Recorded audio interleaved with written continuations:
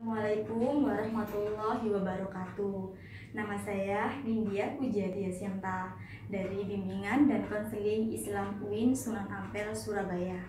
Nah, di sini saya akan menjelaskan materi mengenai metode kuantitatif, yaitu bab tentang model Miles dan Habermas.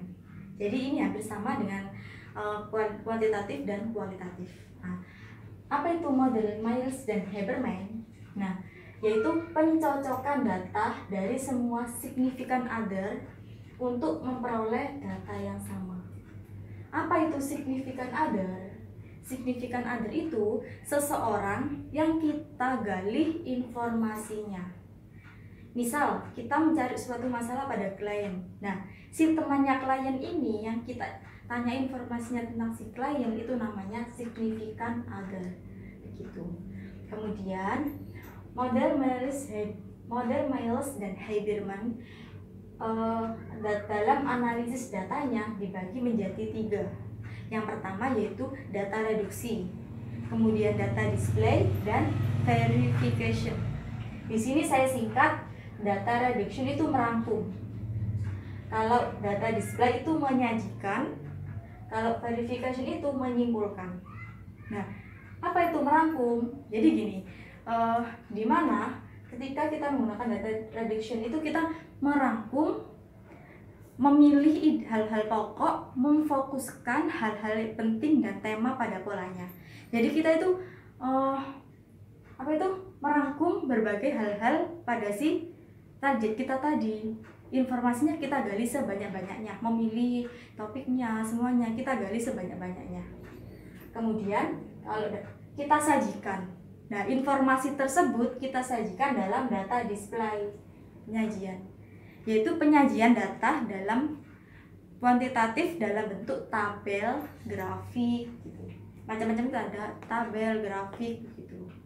Kemudian setelah kita buat tabel hasilnya tadi, kita sajikan datanya, baru kita menyimpulkan atau verifikasi, itu namanya penyimpulan. Menyimpulkan, penarikan kesimpulan. Nah, kesimpulan awal yang kita gunakan itu hanya bersifat sementara. Baru kesimpulan akhir dapat dinyatakan ketika didukung oleh fakta-fakta yang kuat atau bukti-bukti yang kuat, gitu.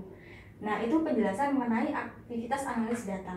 Sekarang saya akan menyinggung sedikit mengenai ini. Dalam model Miles dan Habermas, dalam suatu masalah, penarikan judul suatu masalah yang sering kita gunakan yaitu ini: informasi, reduksi, dan interpretasi. Nah, apa itu informasi? Informasi adalah informasi adalah di mana kita itu menggali informasi sebanyak-banyaknya. Penggalian informasi sebanyak-banyaknya itu namanya informasi. Kemudian setelah kita gali sebanyak-banyaknya, kita reduksi. Masalah tersebut kita rangkum sedemikian rupa, kita uji validitas dan reliabilitasnya. Nah, dalam uji reduksi itu ada syarat-syaratnya. Nah, data dapat dinyatakan valid apabila 50-75% dengan hasil perhitungan. Kalau data dinyatakan reliabilitas apabila data tersebut 75-100%. Jadi kalau kurang dari 75% itu valid dan reliabilitas. Kemudian interpretasi, yaitu penyajian dalam diagram.